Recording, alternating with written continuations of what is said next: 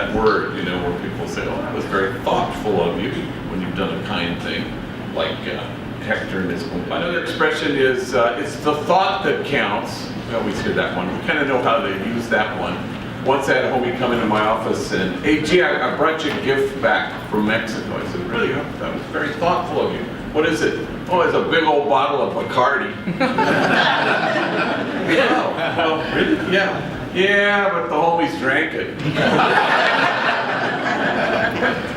Well, it's the thought that counts.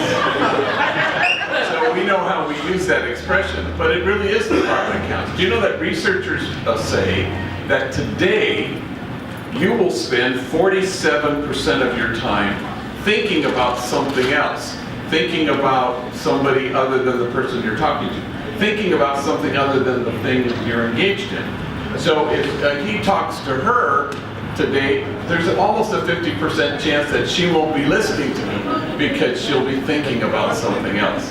I would invite you to watch the Thought for the Day on our Facebook page, even including today, for example.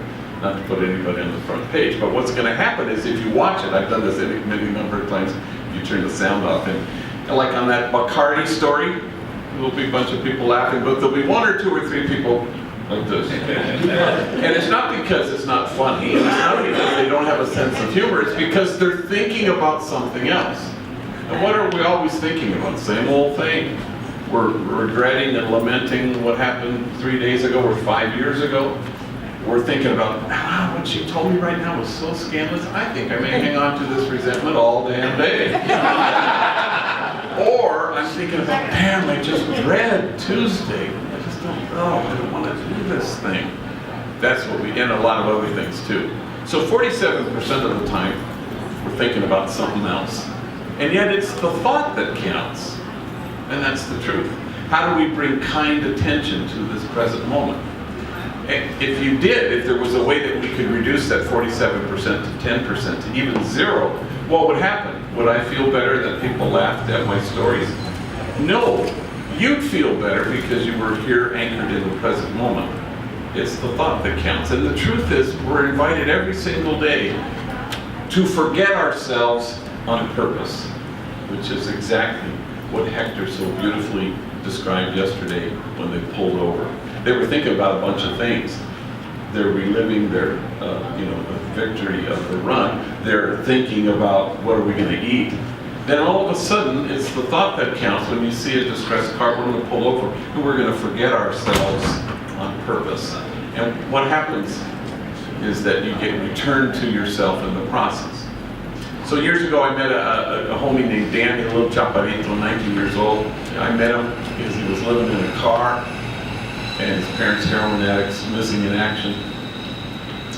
In those days, we would try to find people to hire folks, and so he wanted to be an auto mechanic, so I went to my mechanic, who is now resting in peace, but a great man, best auto mechanic on the east side, Dennis, Japanese-American, tall, skinny guy. He was not a man of few words, he was a man of no damn words at all.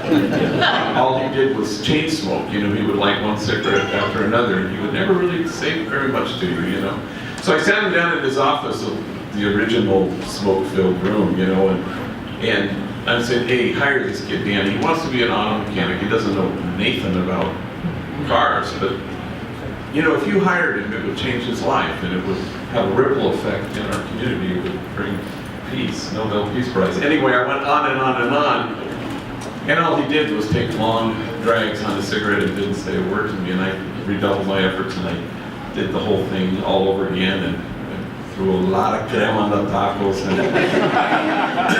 and he didn't say a word. Finally, he took one long, mean drag on his cigarette, smoke wafting in front of his face, and this was the only thing he said to me that day. I will teach him everything I know. It's the thought that counts.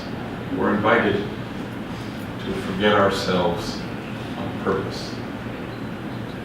And so Danny would report to me, hey, I fixed a carburetor all by myself today. Hey, I did changed the oil all by myself today. And once he came to my office after work, and he handed me a photograph, and there was Danny wearing a work shirt that said Danny embroidered here, face smudged with axle grease.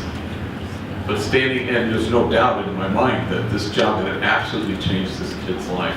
But standing next to him with his arm around him and a cigarette hanging out of his mouth was Dennis, equally certain that having hired this kid had changed his life. It's the thought that counts. If you can move that number from 47% to 0 and pay kind attention to whoever's in front of you, and if you can forget yourself on purpose, watch how you feel. It'll change your life. Truly, it's the thought that counts. Amen.